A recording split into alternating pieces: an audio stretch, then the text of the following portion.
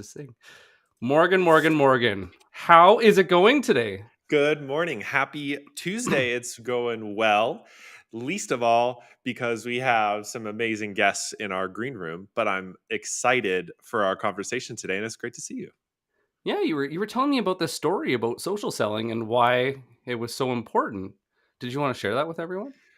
I don't know if I remember this story. I'm just teasing, Morgan. Okay. Welcome, everyone. Very nice to see you. Welcome to this B2B Power Hour guest series. And to say that we have experts is a bit of an understatement today, would you say, Morgan? An understatement of understatements, for sure. And what do you think? Should we introduce them and bring them on? Let's bring them on. If you're here watching, drop a hi in chat. We'd like to see you. And please welcome Sam, McKenna, and Alex Boyd for this lovely. Hello, everyone. Hi. Welcome. Guys. So around here, we like to kick it off with a little question of the day, something casual, something fun. Nick, do you have a question for us today? I don't know. I feel like we got to offer this to the guests. Does anybody have a question you'd like to know about our audience? Something outside of work? Previously, we've asked, is a hot dog a sandwich? What's your favorite place to go for vacation? Is there a country you haven't visited yet? So if there's something on your mind, please ask, and we can all answer too. Like, we'll hear from our chat as well. You guys, I think I have something to contribute. The fact that Alex and us behind us, that if positioned correctly, we look a little bit weird. We've got wings behind Alex and then something like growing out of my head. It's really attractive. Obviously I have this half gallery wall. If we moved the camera, it'd be a full gallery wall. What people don't see, which is the secret thing, the secret sauce, is I have a wall of clocks, and they're all like random vintage clocks we found at thrift stores, and it's a fun little amalgamation of things. So yeah. Are they all at different times, or? Yeah, no, they are all at the same time. We wanted to get some purpose out of it, you know? That would freak me out. Yeah. Nick, what is behind you? Not much. Yeah. People keep throwing stuff in my office and it just gets piled. But maybe the question of the day needs to be, have you added a personalized touch of you to your office? Something that you're proud of, something that means something to you. And what is that one piece? What is that one thing in your office that really makes you you?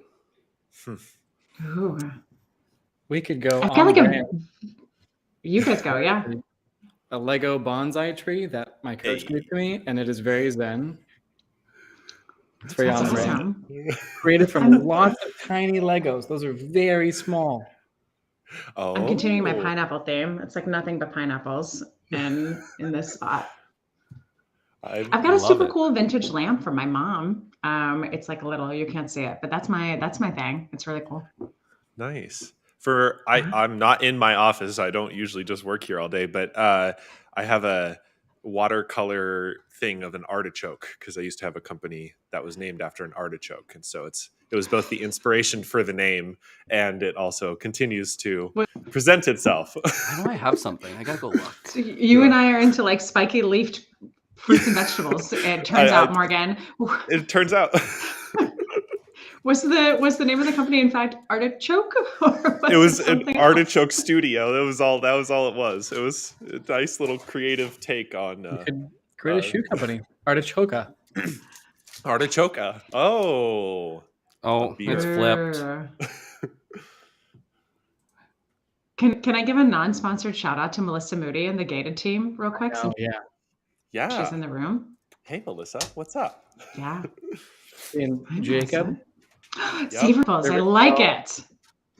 Our artichoke savory pineapple. We could go on and on about all of these questions in chat, but we are here to talk social selling today. So, Nick, where did you want to start this conversation? Because, and I just want to prompt this for everyone who's joining us. I can probably count, it might take two hands, but it's not that many people who are out on LinkedIn and who use social selling and generate like genuine, real, crazy, consistent results. And we've got two of them here today with us, Alex Boyd and Sam McKenna. And I wanted to take the reason this session exists, and I'll pass it over to Nick, was we wanted to talk with y'all basically how other sales teams can do this, because there's a lot of buzz about social selling right now, and you both do this all the time. So what better way to have a conversation with the people who are in the trenches doing it every day? So I know where I want to start this with you guys. Cool. What is one thing that social selling isn't?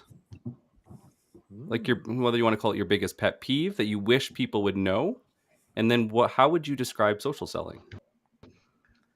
Big one to start it off. It isn't merely I'll take lead. What? Alex, do you want to go? Delay of Sam's audio. Just me. Really okay. Oh gosh. Go for it, Sam. Go. Okay, I'm going, you guys.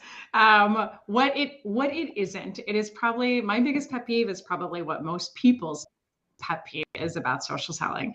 To teach and give your content away for free as a mechanism to get marketing, to get outbound about what you do and who you are and what your expertise is. And it drives people nuts, is that they just want to show up to LinkedIn and say, I have a cool webinar and you should pay me $199 to come and watch it. Well, that's what social selling is. Love it. That's the truth. Mm-hmm. I see a lot of people who think of this as, I'm going to take my email and call cadence and I'm going to repeat it. But on LinkedIn, it's like, this is a whole different thing. It's it almost reminds me of how like monkeys and apes have like a way different common ancestor. Selling is the common ancestor of your outreach cadence and your social selling, but it is not just a thing they're not the same species. I would define social selling as helping people publicly. You can help people in private on your discovery calls, which is great. You're used to doing that. But if you take that and you reimagine it for a public space, very much like Sam said, you could think of it as like queuing up your discovery and your challenger insights, thousands of people at a time versus just one-to-one. I mean, one-to-one is great. That's the essence of it. That's where it ends up eventually.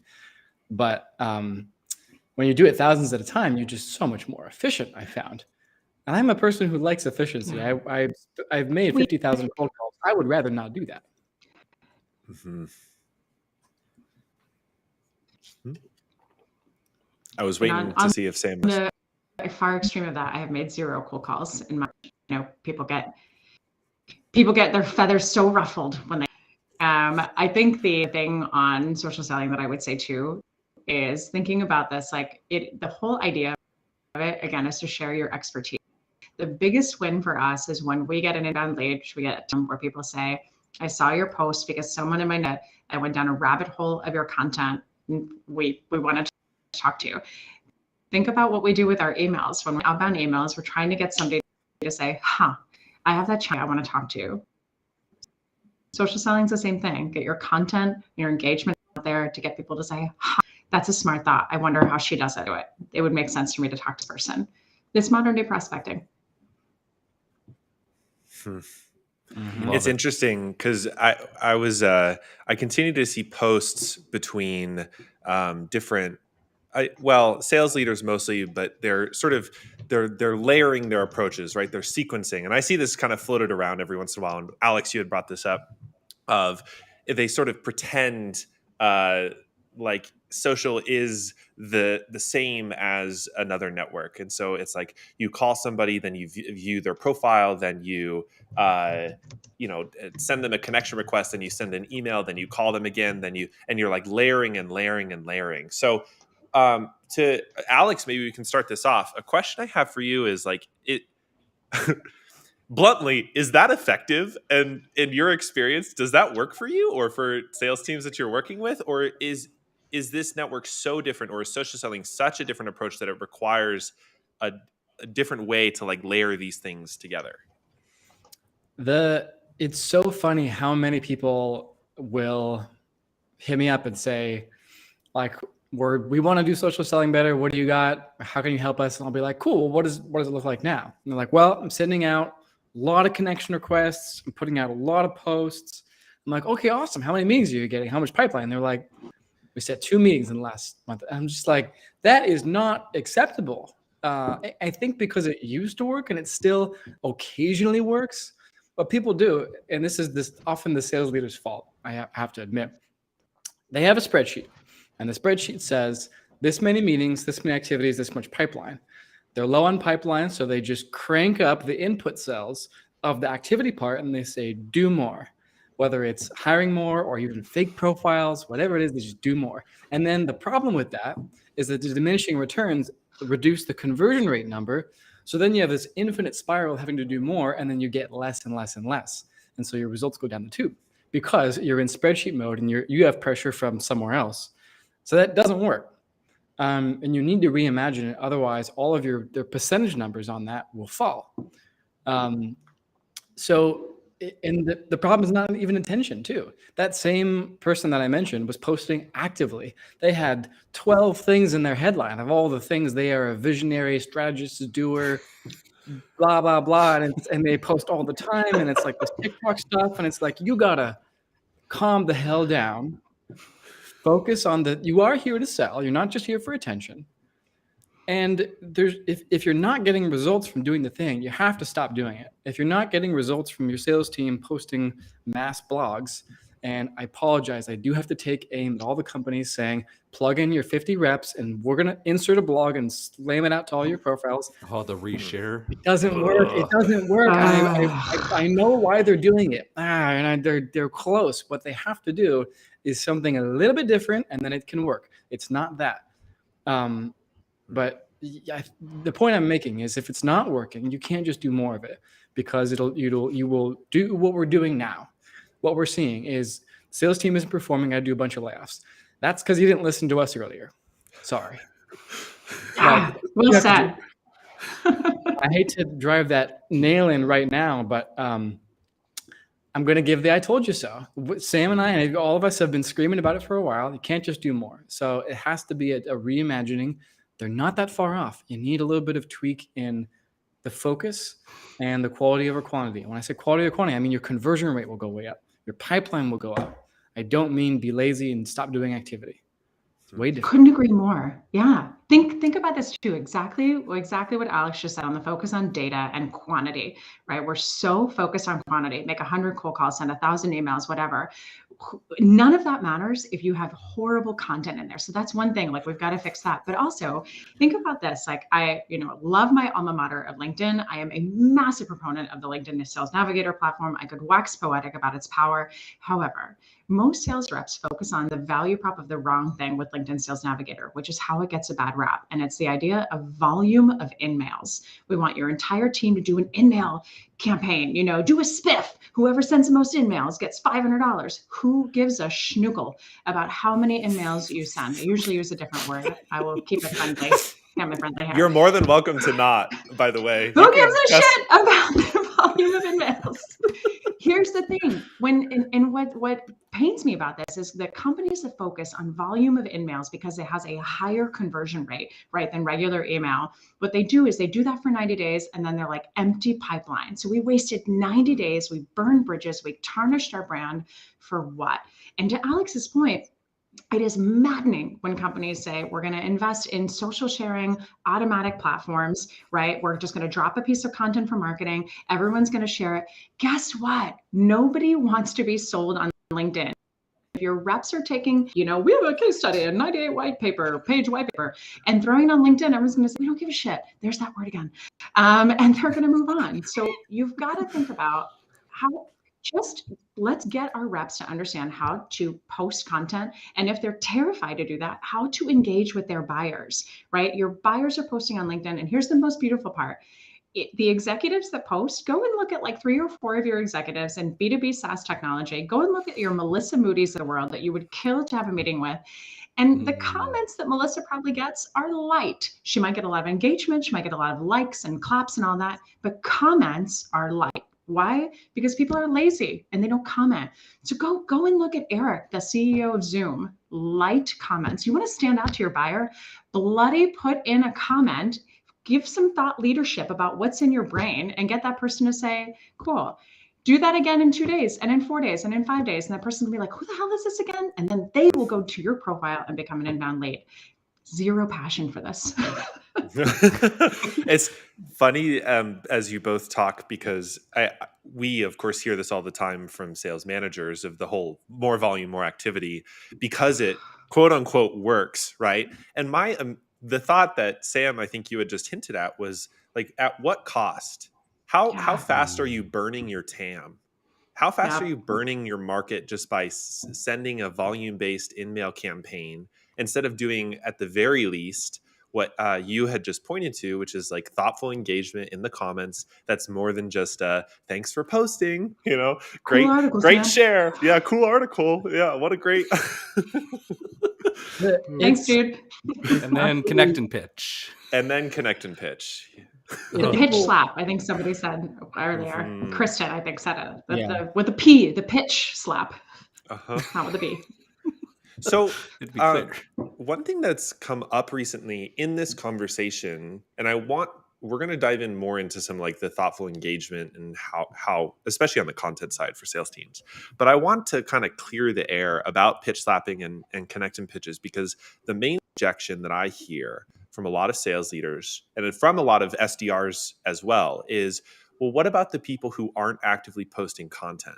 How do I get in front of them, or how do I get their attention and like book a meeting with them if they're not commenting, or if they're not posting, but maybe they log in and they DM and they connect and they read? So like, how do you do that? That is a question we get all the time. And when I was back in sales, I used to feel the same thing. Like, my manager would be like, personalize this. And I'd be like, they didn't say anything for 5 years. What do I personalize? And unfortunately, there's a fun answer and not fun answer. The fun part of it is you can get in front of them by being seen by them, not with your outbound. And that's the reason why when I teach this stuff, it's like, you do have to get above this level and to get to this level, you have to post your own stuff, because they have to see you in there lurking. If it's just you being like, I'm going to go fishing in this pond, that fish is hard to catch, I'm going to just try better. It's like, no, you got to have some sort of bait. Sorry. That is not good if you don't know how to write content or leave thoughtful comments. And that is not good if sales management doesn't want to spend the time bringing product marketing or somebody in there to teach you how to think about whatever it is you're selling. I think that's the reason why consultants tend to do better at social selling, is because they don't give a fudge about this, and they can speak their mind, which means they talk like real people. They generally know their stuff. Sales reps can, but too often they're told not to. They're told not to do that. They're told to have the company in line, and that's why they can't create great content usually until they're broken out of that. Like, you need to be in this box zone. So get out of the box. Speak like your actual customer. Your case study with the ROI stuff isn't helping. So you have to get in front of those people. Comments can work too. I've had lurkers who don't post see my comment and write a PO for $40,000 within 4 hours of seeing my comment, because it was a well-placed comment. Now, that was even extreme, and I was surprised by that. But he was like, I had extra budget, and sometimes it happens, right? This was a VP of marketing. But you have to get in front of those people. So you can't just be private about it. It was literally our post today. Exactly that. We've been tracking dark social for 60 days, and we got our first inbound not from a lurker, right? Who said, we've got our first, not inbound, our first deal closed rather from a lurker. Not everybody engages, right? They're here to read. I have three tactics for you. Number one, take a look for the people who aren't posting. Just like Alex said, they are commenting. So even if they're not commenting, I've got some things for you, but take a look, go to their profile, go to all activities, see where they commented, right? And then add something, reply, or just add something. Here's the beautiful part about a comment. If Alex posts something, guess what Alex has? Alex has a whole audience of people that I would also love to get in front of. So what's the most selfish thing I can do? I can go and comment, and with like 2 or 3 minutes, I can get exposure to Alex and be like, hello, I would like to buy your stuff. Even though, by the way, we're a client of Alex's, lovely, sign up for revenue Zen immediately. I get in front of Alex, I get in front of his network, I get in front of other commenters, and I get in front of my network. Boom, boom, boom, over and over and over again. Take an hour, take 15 minutes to comment. Amazing. Look to see if your buyers are commenting. If they are, add to it. And you can do this organically, like systematically rather, through lists and Navigator. You can go old school and write it in a pad and paper, whatever you want. Number two, just remember that so many reps make the mistake of being like, Alex Boyd is the person that I want to sell to, and that's who I want to get in front of. That's fantastic. Guess who Alex listens to? His buyer circle. Guess who Melissa listens to? Melissa Moody on our guest list today. She listens to her buyer circle. She listens to her advisors. Alex and I are two of them. Think about the people that are in their buying circle to get in front of. And lastly, if you can squint and read, Show Me You Know Me is behind me. So third thing, if there's nothing on LinkedIn, how do we get through? Go to their website. Look to see if they've been on podcasts. Look to see if they've written articles. What is their CEO saying? CFO saying? Pull a quote from that. Make a gosh darned effort to stand out. It is so easy. And I will tell you, number one, your executives are clamoring for this on LinkedIn. Alyssa Merwin is my former boss from LinkedIn. She posted a while ago saying in the last 3 years, I think it was 3 years, she's gotten 4 personalized emails. She has one of 3 of the top jobs at LinkedIn. Again, people would kill for this meeting. And she's like, personalize an email and I will respond. Holy cannoli. Last thing I'm just going to say really quick, for whoever posted in the chat about 300 cold calls. Holy moly, Greg. I'm so sorry, first of all. Here's what I would say. So for your managers that want 300 cold calls, I would say do like me and be insubordinate and be like, hey, I'm going to make those calls. And then just do your own thing and start to prove success, or find a way to do an auto dialer, scan the system, get those numbers in, and then just do your own damn thing, right? Because that's how I've always been successful. If my bosses don't get it, it's not the worst thing ever. If my bosses don't get it, I'm going to do what I need to do to keep my job, and then I'm just going to rock it myself. So there you go. Yeah. This is kind of a side anecdote that's very similar to that. At my first job, it was wearing a suit and tie, cold calling all the time. I was the crazy one who was sending personalized emails. Whoa. And so what I would do is I would like make the 80 dials by like noon, and then just kind of chill for a bit and then make all the actual money later. I was top rep 6 months in a row. I got an extra bonus for it. And they're like, what are you doing? And I was like, not listening to you, but I'm not going to say that. So strike the balance, like Sam said, of not pissing off your boss who doesn't get it yet. Maybe show this to them in a nice way, but not in a way that you got to not offend them with their sensibilities of being old school. But like she said, do your own thing and squeeze it in. And then slowly, once your thing works, show that to them as well. Like, hey, here's another way we could also get these meetings in this pipeline. Here's another thing. Run a report of conversion rate by source. You will almost certainly find a much better conversion rate on lead source from social than you will from outbound. I run this report all the time. I have it on my Salesforce dashboard. Conversion rate and acceptance rate of ops and leads by source. Your MQL ebook downloads that you're cold calling, conversion rate is going to be real low. Conversion rate of people who reached out to you on LinkedIn, very, very high. And so that, I think it was Ekta who asked, how do you do less content, more time engaging and reaching out? The content should be better and more focused, and then reach out to people who comment to you and are in this network, the buying circle, as Sam said. And that's how you can do much more in less time, provided that you have a deal size that is sufficient. If you're selling $2,000 a year things, none of this will be a good idea for you. Like, you should not be doing any of this. But provided that the stuff you sell costs roughly that much, the focused effort on the right sources in maybe 10 minutes a day, apart from your cold calling, get in 10 minutes early, do your social selling. That's how much time I spend a day on LinkedIn, but 15 minutes a day. It should not take that much time. Oh, man. Yeah. I think not a...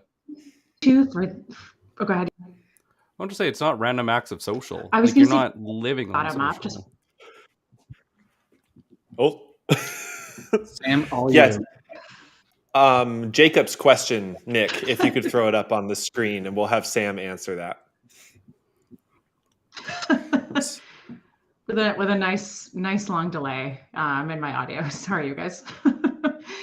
I think the what I would tell you, Jacob, is like, I always start top down, right? So it's much easier to walk down the stairs than up the stairs, and I hate that analogy, but it really is. So thinking about, if I am going to take 5 or 10 minutes to show me you know me and find something about a person, I'm going to do that with the SVP, the C-suite, whoever I can get, depending on the size of the company, and then work my way down. Hopefully I make impact. Hopefully I solve their specific buyer challenge for that buyer persona, and I give them a hypothetical way that I can solve a challenge for them.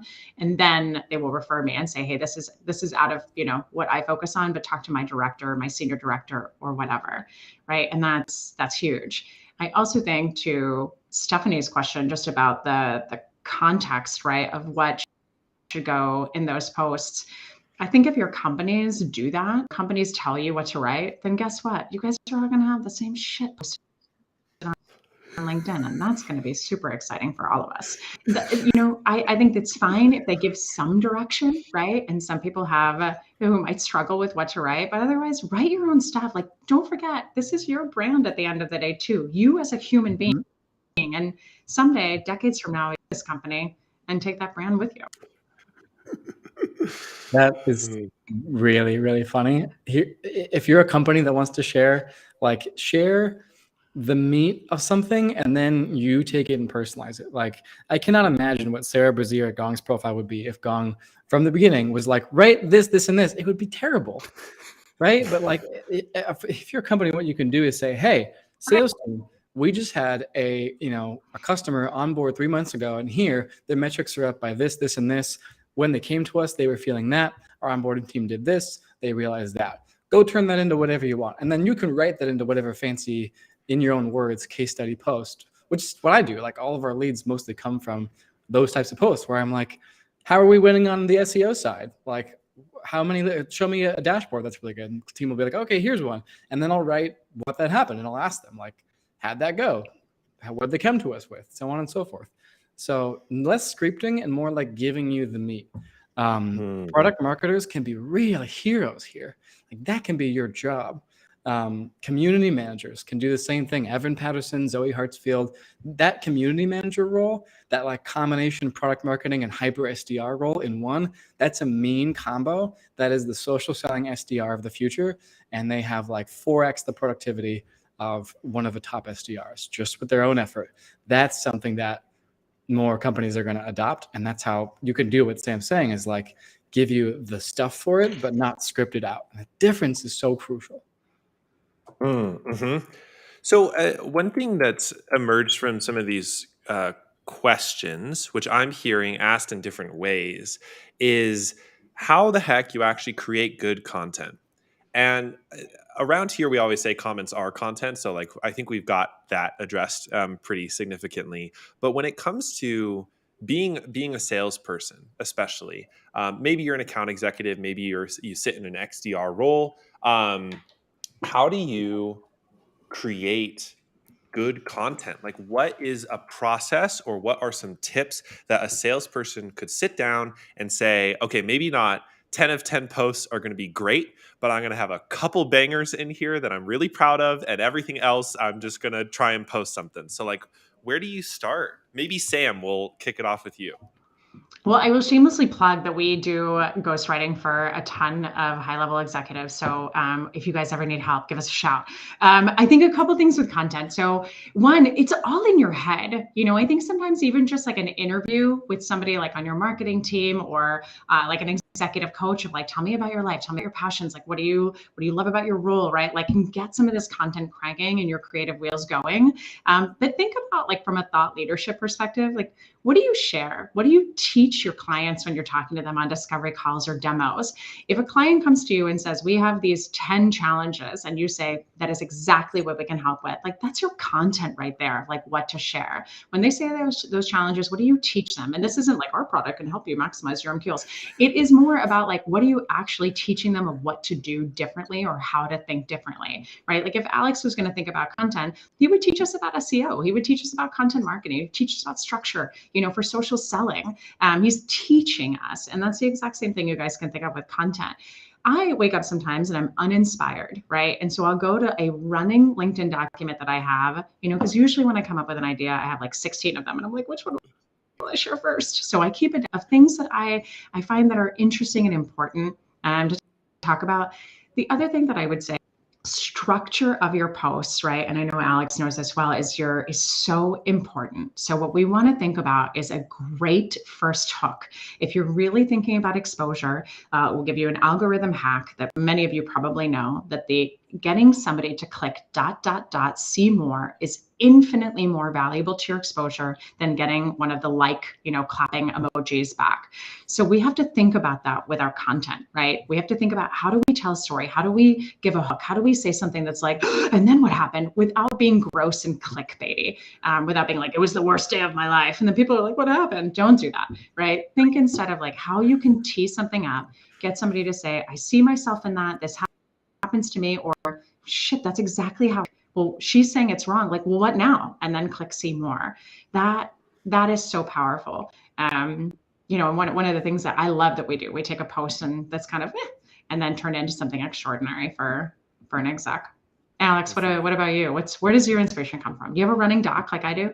I do have a running doc. Yeah, I have that. I have like a library of video stuff, and I've had an assistant help prepare ideas and things for me. If I had more time, I would probably like up that game more and like pre-write a bunch of stuff. I actually am not in the pre-writing phase yet, but like you said, coming up with the right content it's not something that we can tell you how to do without like the broader support of other stuff. Like if you are a rep and you sell, I don't know, you sell something to do with zero trust security automation. I don't know anything about that. Like I can't tell you how to write a great post about that. So, and that's the whole part about doing social selling, is you have to have something valuable to say. And I can't tell you what that is outside of my expertise. So you have to find the expert. Hopefully they're in your company and hopefully they can give you some time to figure out what that is. By the time you are experienced enough to know what those things are, the question I ask it, like you said, Sam, is when you get in a discovery call, when does your prospect say, oh, that's interesting, or I never thought about it that way. This is not my idea. This is pulled directly from the Challenger sale. Go read that book if you haven't. It's basically the same principle. But like whenever you teach someone something, whenever they're surprised by something, that's the thing you want to talk about. Some people do a really good job at this and they're like, why am I not getting leads? And all their posts are very teachy and they haven't built up any trust yet. So I'm like, post a selfie and then write about how you got into the business you're in. And they're like, that was the best post I've ever had. I got 3 leads. I'm like, because people finally know who you are as a person and they can kind of be part of your story and like you. And now they'll listen to the other stuff. So like a lot of my stuff is just like, here's who I am. This is random shit that's going on. And then I'll come in with this fire case study and 5 people will reach out and be like, okay, I'll bite. That's kind of how it happens. So if you don't know the stuff, don't listen to us. Go to your company's team or whoever knows the real stuff and pay real close attention to them until you can tell whatever your value prop is in a human, better way in your own words. And that means like you could explain it at a bar. If you can't do that, you shouldn't be bothering to post, because that's the first step. Go talk to those people. Don't talk to us. Get off this webinar right now. Go to product marketing and say, I need 5 minutes of your time. Like that's the first step. If you're there, great, listen to us. But if you're not there, do that first. That's how. There goes our audience. Yeah. Yeah. Everyone's like, Alex, tell me to, I'm out of here. I think 2 important nuggets to add that inspired me to remember. One, know who your audience is. So you've got to think about who is your audience that you're trying to reach first and foremost. Is it potential employers, potential clients? Like who is it that you're trying to reach out to? The other thing is too, your quality content matters. So that's the most important start. But then the second thing that matters is consistency. Your audience is looking, one, to trust you, that you're competent, you have a brain, you've got something to add. And then before they start to engage and contribute, they want to know that you're going to be here for the long haul before they start to build a relationship with you, right? So those comments are going to be light to begin with. Who cares about that? Look at the visibility first. Like that's your measure. Am I getting more visibility as time goes on? Even if it's like going from 400 views to 500 views or 550 to 650 or whatever, it's huge that you're just getting the eyeballs if you don't get the engagement, but that consistency is the key after you prove smart content. So do not give up. Build this as a muscle. I'm curious, Sam, if you thought about this too, like the evolutionary aspect of this, where I think a lot of people, especially on LinkedIn, the being sold to part, I thought a lot about why that is. Like, why do we have our guard up? Well, probably because when we were hunter-gatherers, we didn't immediately trust people. We thought they were after our hard-earned, bison or whatever we had, right? So, like, how do you get somebody else to think you're not just going to come in and take their bison? Somehow you got to convey to them, I think, that you are there, like you said, for the long haul, but that you won't just pitch to them. However you do that, you got to convey, if you talk to me, I will be a human and I won't just pitch you. I won't just, and this is important because you're telling them I'm not going to take your bison. Like it's more important than just the pitching because it's resources. People have this, like, I think, desire to conserve their resources and make sure they are not taken by random people, bandits, right? If you'd like take it back 5,000 years, it makes so much more sense. What do you think about that, Sam? Is that something that you've taught your clients or thought about too? Totally. And I think the point that you make is exactly the same point that we talk about for how you treat a discovery call. So that the credibility and the character of who you are, that you're not just here to take their money, but like our presence on LinkedIn is to help people. It's not to pitch them. Should some revenue come out of this and pipeline and an opportunity, phenomenal. Like that is at the end of the day what we are here for, but we're here to teach first and hope that we can convert people that way. Think about when you get on discovery calls, right? Part of the success that I've had, I've broken 13 sales records, been the first woman to do a bunch of stuff, built a great company overnight. The success of that is because I genuinely, God, I'm going to use this word a lot. I genuinely give a shit about people, right? And so I get on a call. We even did it yesterday. We were on a call with somebody who wanted to hire consulting. And I said, hey, like chasing monster deals. And have you also looked at Jamal Reimer? He's amazing. He's written up deals, not to, take the revenue from us, but maybe look at Jamal as well.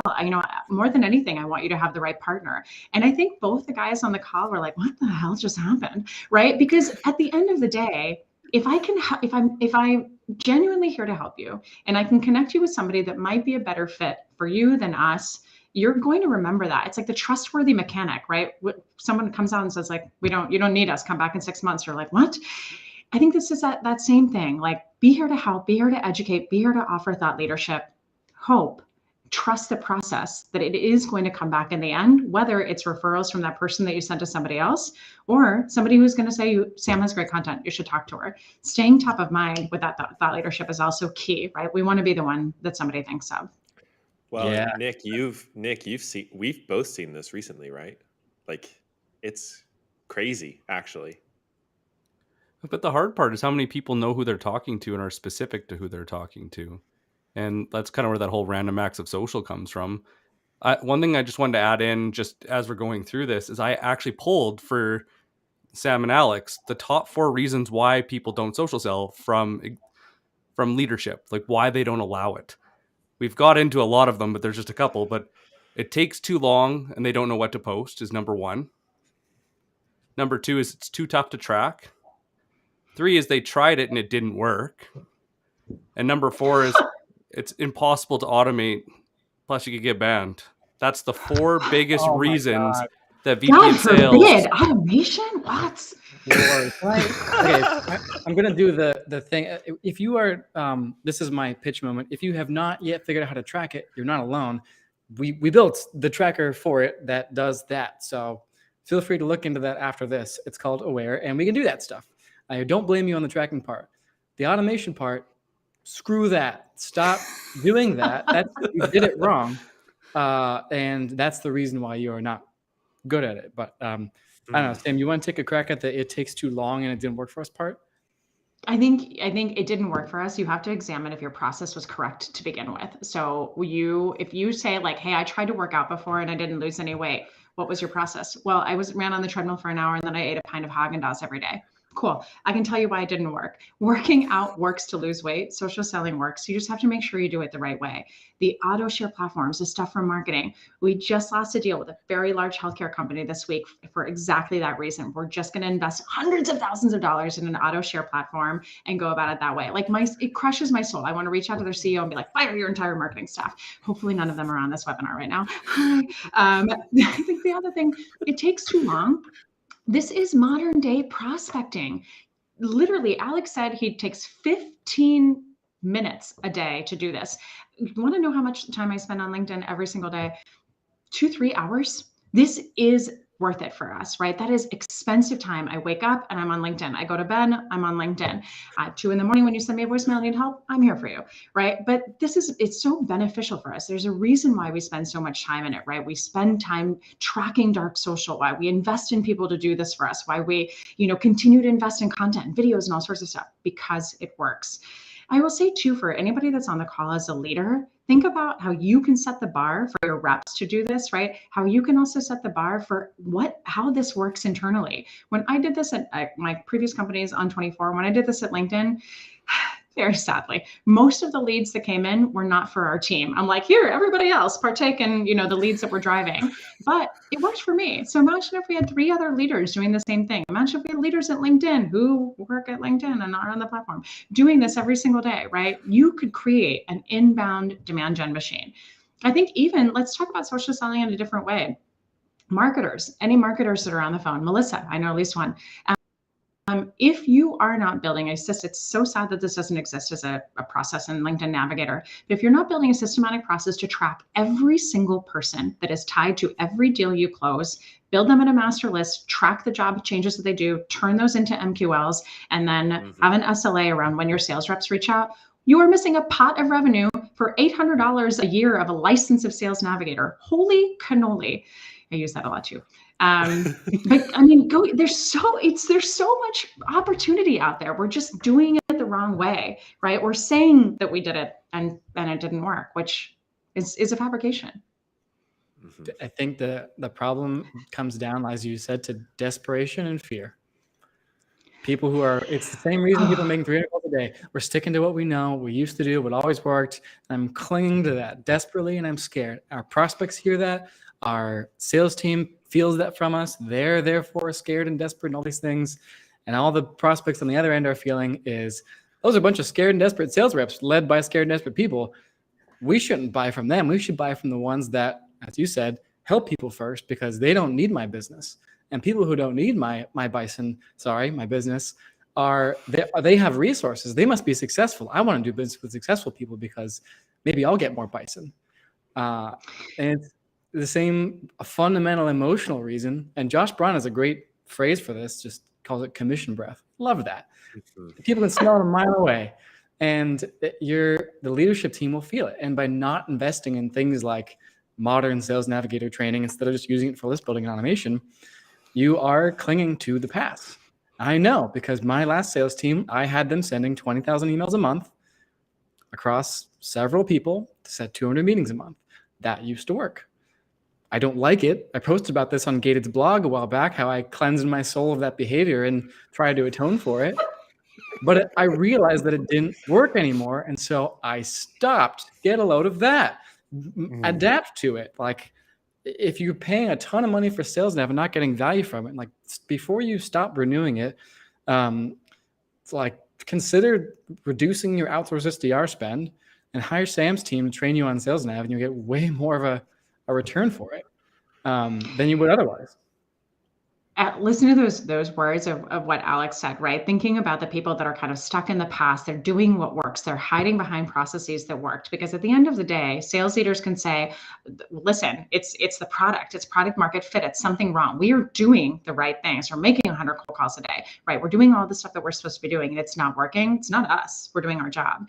Instead of thinking about this from a modern prospecting way of how to lead, how to be different, and changing with the environment. To Alex's exact point, right? When the lovely technologies of outreach and sales off and everything came out, we could start doing that. We could send emails at scale. We could personalize at scale. People are like, wow, there's my name on the email. And now we're like, oh my God, give me a break, right? When we see that. But then the market wisened up, as they do with every trick in the book, right? But what a great interview question to ask too. If you're an AE or if you're a leader, tell me about what you advocate for. When you ask a leader, tell me about what you advocate for. What's your selling process like? What do you expect of your reps? And when you hear 300 cold calls a day or something like that, then you also know that you might not have the freedom to do the things that are important, or that this organization isn't going to care, or that somebody just cares about posting the numbers as a leader, burying their head in the sand and cashing in a paycheck instead of actually making a difference and impacting top line revenue. God, I'm angry now. Well, I mean, we hear this all the time from the unfortunate SDRs and AEs who work at organizations like this. One question I wanted to punt back to maybe both Alex and Sam. Let's say we're not going to purchase Aware, so bear with me here, Alex. But from a strategic side or a structural side, like how do you folks think through success on LinkedIn? And Alex, you had a great quote, which has just lodged itself in the back of my brain, which is a lot of people hunt for attention instead of credibility. And so they pay attention to a lot of vanity metrics, is of course the phrase that gets thrown around a lot. But especially when you're a seller or you're a sales manager, like how are you actually measuring success? What are the things that you're paying attention to? And then what's the bucket of things you're not caring about at all? Oh, it's easy because I only built Aware to make what I was doing faster and better. It's not necessary to track because you shouldn't need to. For years, we made plenty of money just not tracking it. I say not tracking it, not in a traditional attribution way. Here's what happened 2.5 months into me posting on LinkedIn once I left my job and became that back then independent. It was just me for a while. Someone sent me an email. Still got it. It's in the course. I can show it to anyone who wants. And he just says, hey, Alex, you popped up in my LinkedIn newsfeed. We are building out our team from 2 to 5 people, and I would love your help. And then I have the invoice history of $223,000 in the following year, starting 3 weeks from that point. And I was like, oh, shit. So you don't need an attribution platform to tell you that worked. He saw my stuff. He paid us a bunch of money, helped to get our business off the ground. And then that kept happening. And then we look at our HubSpot forums and people will say, how'd you hear about us? Saw your CEO, saw you on LinkedIn, blah, blah, blah. They'll say that. They'll just DM you. They'll comment on all your stuff and then they'll talk to your sales team. So pick it up somewhere, but it doesn't have to be in this like Aware just made it better, and made it like less clicking and scrolling and stuff for me. And if you have a spreadsheet or bookmarks, it eliminates that. But it doesn't change the fact that the ultimate point of this is capitalism, which means people are like, I saw your effort, and now I want to give you money. And yes, what we do is we give first because we know that that's actually a better path to revenue is to be that person through and through, is to give first rather than being desperate. And once you've done that for years, you become that person and you just are. But the success is measured by dollars. And specifically dollars, and I say this as a bootstrap company where we don't have venture backing, so it's not meetings. It really is not meetings, because when you think about the value of a bad meeting, it's time wasted. I see a lot of people who are just like, oh, our calendars are full of meetings, we're not closing any. It's like your win rate on outbound is 4%, and your win rate on inbound is 58%, and you're going to do more outbound? Cool. The value of a bad meeting, meetings don't pay the bills for someone like me or like Sam. So we have to focus on dollars. And that's why that's always been the metric that we use. And why like an SDR manager, unfortunately, could be like, look, if we set the meetings, we set the meetings. Well, maybe freaking not, right? Like that doesn't pay the bills. So aware or not, the metric is dollars. Did you make money from this? And you can analyze how you got that. What is the conversion rate on those? What is the sales cycle? For example, I actually we have a longer sales cycle from leads that were sourced from our LinkedIn because they started with us very early in the process and they evaluated no other vendors, and our win rate is much higher. That's the story. That's how the numbers tell that story. And we have this all logged in Salesforce. We did it even long before we had Aware. We logged this in Salesforce. And so I can show you my dashboard proving that out. And it's very common among other people. Sam, I'd be curious to hear your numbers on that same scenario. But it is dollars and nothing else. I totally agree. I think the other thing to think about, just success metrics with social selling, keep in mind, right, when doing cold outbound, forget social selling, we're doing cold outbound over email. We have to prove our value to that buyer. We have to show them that 30 minutes of time spent with us is going to be worth it. They come to our site or they respond to our email without value proven if they have a bleeding problem they need to fix. They Google us or they say, I'm sick of XYZ, I'm going to move to their competitor. That's about it. Social selling is doing exactly that. It is talking about our thought leadership, what we can teach them, and saying, I have a brain. I am competent. Come and spend some time with me. To me, when we just exactly like Alex said, like we're focusing on dollars, but for the marketing teams who are like, great, Sam and Alex, that's adorable, no attribution. How the hell will we know if this works? Here's my test to you. Take 10 or 20 of your top performing sales reps, the ones that are skeptical, critical, pains in the asses, think they are the most amazing sales reps. I've never known anyone like that. Anyway, take those people, right? Who are, are going to be fast and furious to try something new, see if it works. And then if it does, they're going to shout about it, either for positive or for worse. The number one thing that your reps are yelling at marketing about is the lack of quality MQLs, lack of quality leads, right? And then marketing says, we give you a ton, but you don't do anything with them, right? The tale as old as time. Here's what I would say. Teach them how to social sell, make an investment in somebody like Alex or myself. We will show you how to do this, and then do a 90-day or 120-day pilot. Here's what's going to happen, right? When they start to do this, as soon as leads start to come in, right? Inbound influence. I saw this post. I saw this. Your top performers are all the attribution you need. They are going to say, this works, this influenced it. And then you're going to get your B players who have been sending 10,000 emails a week and not getting anything. Calendars are full, nothing converts. They're going to be like, wait, what is this? And that is how you will get conversion, right? But start with the top performers. They will give it a shot because all they want to do is hit their quota faster, get to club faster, and make as much money as they possibly can. Yep, that's exactly right. I had someone the other day. I won't name the company, but it's a client of ours for they've been with us for 4 years. It was a 7-person company. Nope. And they just got acquired recently. And so this man is in earnout heaven. He is just like, all right, in the next 16 months, I have whatever chance I have to sell as much as I can and to make as many millions of dollars as I can, because it's him, and he's just like, I need as much as possible. And so he was like, he got some budget from the acquirer to do a pilot, and a 4-month pilot, which he was a little slow and busy closing deals, so it's turning into 6. And I just hit him up every month or so. I'm like, how are things going? And he did not use Aware. He's just still trying to get permission from Salesforce admin over there. So he's just not tracking every like and everything. So I'm just like, how is your earnout going? How is your dollars going? And he said kind of the same thing you were saying of just like, is it working? And he's like, well, I don't know if specifically it's, working in people are DMing me a ton, but the outbound is getting way easier. Pipeline is up and nothing else really changed, and revenue is up and we crushed our goal. And I was like, okay, I mean, I don't really need a ton of attribution on that. I mean, and a lot of people will say adorable, and I agree. That's why we built more of the attribution stuff, to help those people bridge the gap between where they are. And it's almost like faith, because you have to just be like, revenue is up. They're seeing our LinkedIn stuff. I can't prove the causation without that for your specific org, but I can elsewhere. And it really seems like it's working because people are talking about it. So you have to use some of that qualitative data and just also logic. The logic is, okay, you put out good stuff that educate people. People have problem, they get educate, they buy you. Did it work? Yes. It's just so simple when you think about how could it not work? How could you spend all the time teaching people how to do their job better? How could that not work? Why would that not be something that influenced them to buy? It doesn't make the alternative doesn't make any sense. This explanation is the only one that makes any sense, which is why I keep doing it.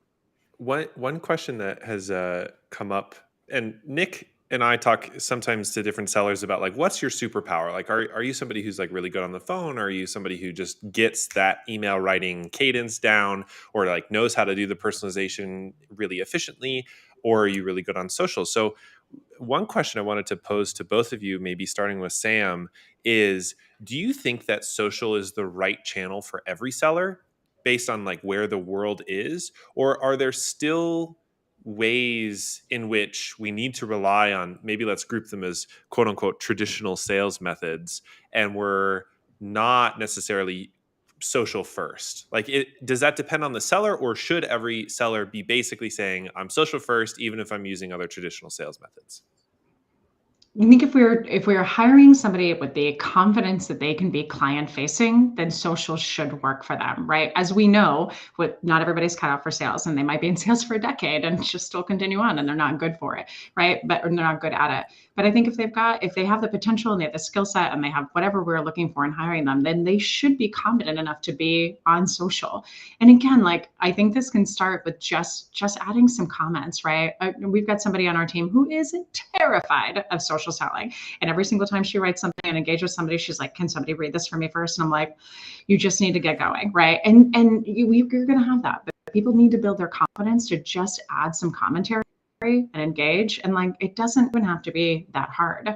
But I think social is the right channel, as long as your audience is here, right? We know that there are some industries that they're just not here. They're not reading in the way, even their influencers aren't reading in the way that it makes sense. But my God, if you were selling to B2B SaaS technology companies, it's a candy from a baby. I will take more of the opposite side and say there are actually plenty of reasons when you shouldn't be on social, and there's a number of qualifications. Deal size is one. If deal size is too small, the quality of leads won't matter. Like, you have to there has to be some other motion where it's like, I sell credit repair services.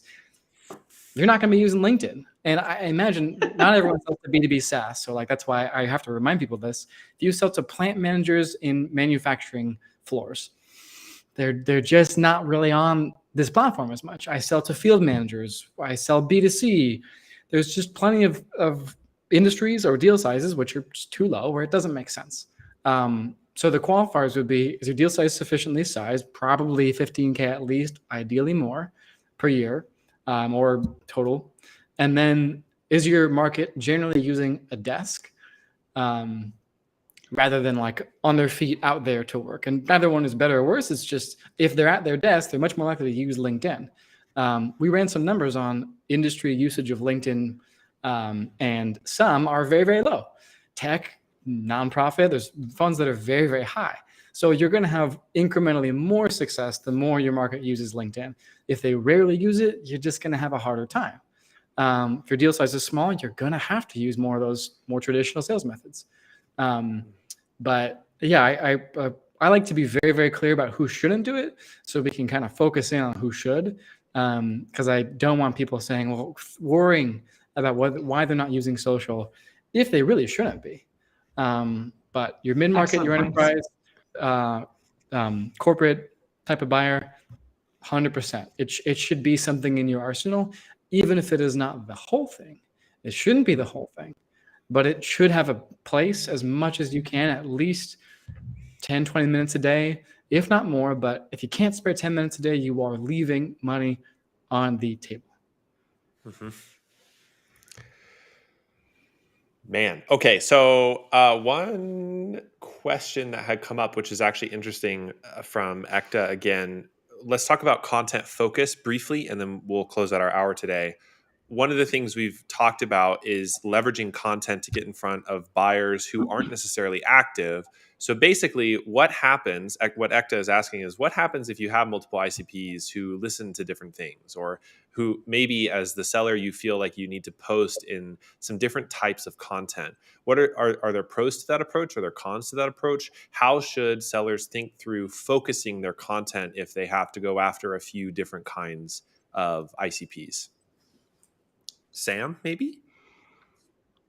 Yeah, I think, think about, again, the core ICP that you have. Who do we sell to the most, right? Even if we're kind of starting to take lines out and say, we know the marketers are starting to buy us, or marketers make up 20% of our buyer ICP, but sales, leaders or CROs are 50%. Think about the core, but also just think about your long-term brand. So we want to think about the here and now, but we also want to think about starting to build trust for who it is that you are and what you have to offer in your deep-seated expertise. If you know that you want to be in sales, if you know you want to be in marketing, if you know you want to sell to sales and marketers forever, or in tech, then that's great. But I would say take the majority of that, of who you're selling to, make that the majority of your content, right? So at least you've got a voice there, but then weave some stuff in.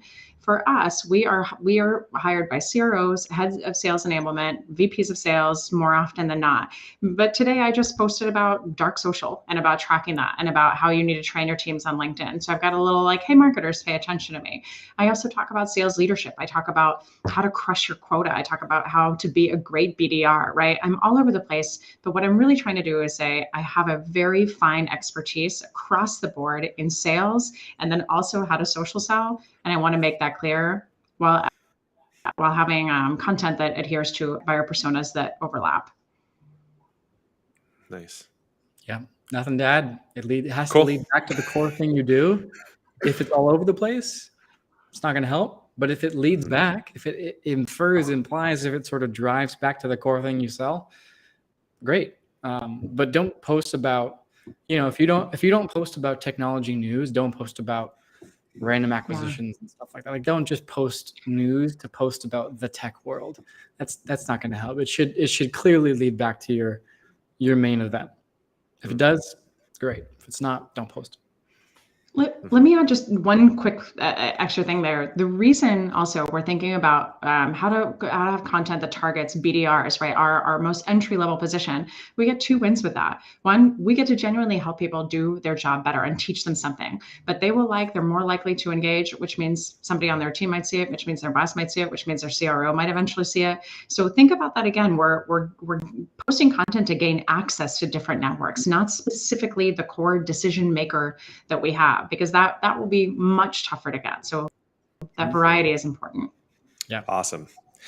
Well, Alex, Sam, wow, what a power hour. Thank you both for joining us today. I'm sure anybody who's watching this now or listening to this later can find you out here on LinkedIn.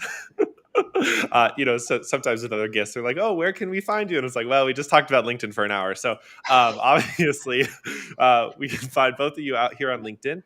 And I just wanted to thank you both and thank everybody here for joining us for this amazing session. I learned a lot. It's great to hear stuff. It's sort of, what's the expression, from the horse's mouth, but from people who are doing this and generating real revenue, real pipeline off of this sort of tactics and all of our lovely, lovely catchphrases today. So thank you both for joining. So good to be here. Thanks, you guys. Thank you for having Thanks, me. everyone. Thanks. Take Bye. care.